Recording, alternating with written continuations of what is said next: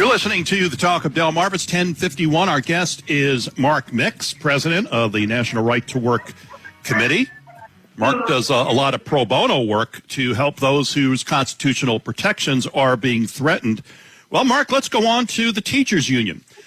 Does Randy Weingarten sit around in her apartment someplace or her house, wherever the hell she lives, and come up with all this nonsense that they're pushing now by way of their national conference that they had or their annual conference in Chicago? Mandatory masks, vaccines, banning the words mother and father in schools. I mean, have we lost that much control in our schools that the teachers unions just don't see what happened in Loudoun County or other places around the country as a sign that parents say don't go there? What are you seeing, and how can we best fight back against the teachers union, which just seems to be out of control?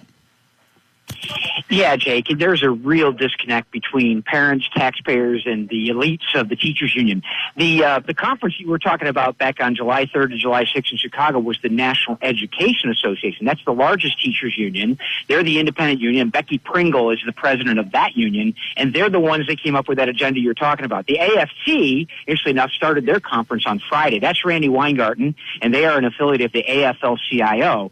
And, you know, she's the one that just has this radical agenda that I think one of the silver linings of COVID, if that's possible, Jake, and you and I have talked about this, was that parents got a chance to peek over the shoulder of their children, you know, when they were in their, quote, classroom on the computer. Yeah, you've said that, Mark. Exactly. Yeah, I think that was important for parents to, and they got the opportunity to take a peek in the classroom, didn't they? Yeah, that's right. And what they saw, they weren't pleased about. And you mentioned Loudoun County. That's where kind of the ground zero of the parents' reaction to this stuff occurred. And frankly, it became a major issue in the political campaign in Virginia's governor's race.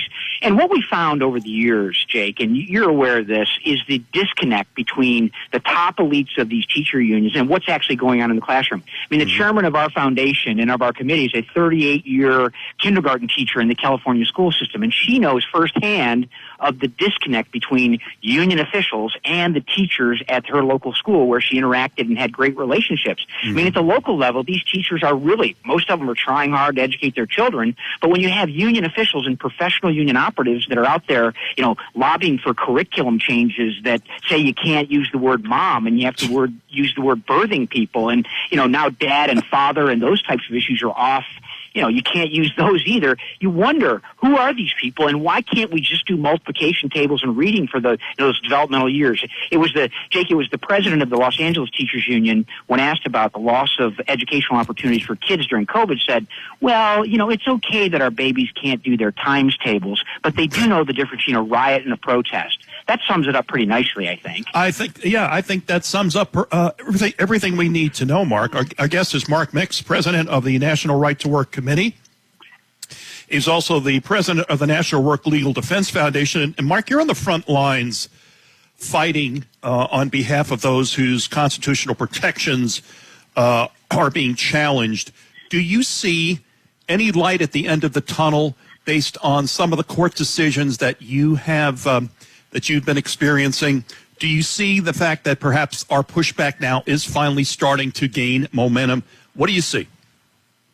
I absolutely do, Jake. I think there's a growing awareness of the power of the folks in Washington, D.C., no matter what letter is behind their name, and that's happening in state capitals around the country. It's happening with school boards around the country. I mean, right. Jake, imagine this. In San Francisco, they recalled 3 school board members. In San Francisco, because parents were outraged what was happening in the school districts there. Yeah, that is true. But they also removed a mural of George Washington with taxpayer dollars, too, from one school, too, Mark. So, yeah, you know, it's interesting. I think we just need to continue to push the issue of freedom of association. We need to expose what they're up to. We need to expose their radical agenda, which is really a radical agenda, and we're beginning to believe that and see it.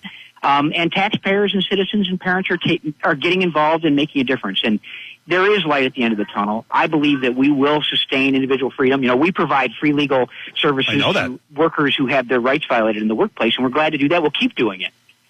If you are a worker who thinks your rights have been violated in the workplace, how can they get in touch with you? And if you want to help, National Right to Work Foundation. Yeah, they can find us on that amazing. They can find us on that amazing internet at www.nrtw.org.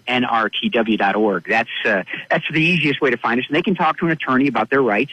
And specifically, we're kind of focused on this union power, this coercion and force that exists in both the public sector and the private sector. And that's where kind of our lane for work. And unfortunately, for workers in that lane, there's a lot of injustice there that needs to be corrected. And we're working on it. We've, won several U.S. Supreme Court cases on behalf of individual employees, and we're continuing to fight. There's no question. Every day we get up, we have 22 staff lawyers that do nothing but want to protect individual workers' rights in the American workplace. Your message to American workers are just be very careful of unions. They do not have your best interests at heart, I guess.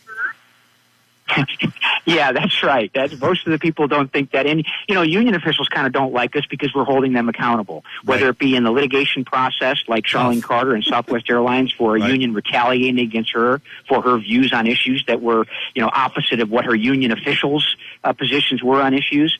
Or if it's in the private sector for a worker who's in a state where they're forced to pay dues or they want to get rid of a union that exists, like the Mount Air situation in your state. There's lots of ways that they can exercise their rights, but what we need when courage meets talent, our litigation talent, I'm not a lawyer, Jake. We've got enough of those in our building, 22 of them that are experts on this. But when courage meets that talent, good things happen, and that's why we're here.